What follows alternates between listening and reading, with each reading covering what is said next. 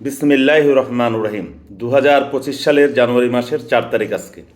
বাংলাদেশ এবং বাংলাদেশের বাইরে যারা আমার ভিডিও দেখেন, আমার কথা শুনে সবার প্রতি শ্রদ্ধা এবং ভালোবাসা। শিরোনামটা দেখলেন যে বাংলাদেশ থেকে 50 জন বিচারক ভারতের প্রশিক্ষণে যাচ্ছে। এটা হলো আজকের আলোচনার শিরোনাম। তার আগে একটা কথা বলে নিই। আমরা অনেকে যে বিচারপতি এস.কে. সিনহার নাম তো জানি, এখনো ভুলে যায়নি। বাংলাদেশের অধিকাংশ মানুষ এস.কে. সিনহার প্রতি সহানুভূতিশীল। তার কারণ হলো বিগত শেখ হাসিনার সরকারের সময় এস.কে. সিনহার উপর অবিচার করা হয়েছে। এই কারণে আওয়ামী লীগ ছাড়া বাকি দলগুলোর মধ্যে সে এস.কে. সিনহার প্রতি একটা দুর্বলতা কাজ করে। আমি এর পূর্ব কোনো এক ভিডিওতে বলেছিলাম যে বাংলাদেশের বিচার বিভাগকে কুলুষিত করার জন্য যে কয়েকজন বিচারপতি দায়ী, তার মধ্যে হলো এস.কে. সিনহা একজন অন্যতম। তার বিরুদ্ধে দুর্নীতির অভিযোগ ছিল। 1/11-এর সময় যখন দুর্নীতিবাজ বিচারকদের পদত্যাগের জন্য আহ্বান করা হয়, তখন এস.কে. সিনহাও সেই তালিকায় ছিল, কিন্তু তিনি অজ্ঞাত কারণে তিনি তখন পদত্যাগ করেননি। এস.কে. সিনহা পরবর্তীকালে যখন আবার 1/11-এর পরে যখন নির্বাচন হয়, আওয়ামী লীগ সরকার যখন সরকার গঠন করে, ধীরে ধীরে তিনি হাইকোর্ট থেকে আপিল বিভাগে যান এবং আপিল বিভাগ থেকে তিনি প্রধান বিচারপতি হন। এই এস.কে. সিনহা তিনি বাংলাদেশের বিচারকদের ভারতে প্রশিক্ষণের ব্যবস্থা করেন। এই উদ্যোগটা কিন্তু তিনি নেন, অনেকে জানেন না। এই ভিডিওর মাধ্যমে আমি আপনাদেরকে জানালাম। বাংলাদেশ এবং ভারত এবং পাকিস্তান তিনটা দেশের আইন কিন্তু একই দণ্ডবিধি, একই দেওয়ানি কার্যবিধি, একই সাক্ষ্য আইন, একই তামাদি আইন, একই আইন।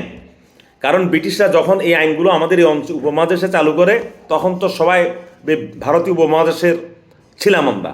পরবর্তীকালে 47-এ দেশ ভাগ হয়ে যায়, কিন্তু ওই একই আইন এই তিনটা দেশে এখনও রয়ে গেছে। ভারতের মতো দেশে আপনারা শুনলে অবাক হবেন যে এখনও মামলা জট আছে। লক্ষ লক্ষ মামলা ভারতের হাইকোর্টে আছে, আপিল বিভাগে, সুপ্রিম কোর্টে। দীর্ঘ সময় তাদের এই মামলাগুলো নিষ্পত্তি করতে সময় নেয়, এবং তারা যে আইনগুলো চর্চা করে আমরা একই আইন চর্চা করি। যেখানে ভারত এখনও দ্রুত মামলা নিষ্পত্তিতে কার্যকর পদক্ষেপ নিতে পারেনি, এখনও ভারত যেখানে স্বাধীন ভারতের নাগরিকদের জন্য যুগ উপযোগী কোনো আইন এখন পর্যন্ত তৈরি করেনি, যে অবস্থা বাংলাদেশে এবং পাকিস্তানেও আছে, সেখানে বাংলাদেশের বিচারকরা যে প্রশিক্ষণের জন্য যাচ্ছে, কি প্রশিক্ষণ তারা নেবে, এটাই হলো সবচেয়ে অবাক করা বিষয়। মোট 50 জন 25 জন করে এইভাবে পাঠানো হয়। তো অনেকে বলে হাসির ছলে যে বিচারকরা যায় 2 দিন প্রশিক্ষণ নেয়, এরপরে তারা কেনাকাটা করে, কেউ কেউ মেডিকেল চেক আপ করে, একটু ঘোরাফেরা করে, সেলফি তোলে। এই ছাড়া আর কাজটা কি? কারণ যে প্রশিক্ষণের জন্য যায়, এই প্রশিক্ষণ তো আমাদের বাংলাদেশে এই বিচারকদেরকে আমরা দিতে পারি।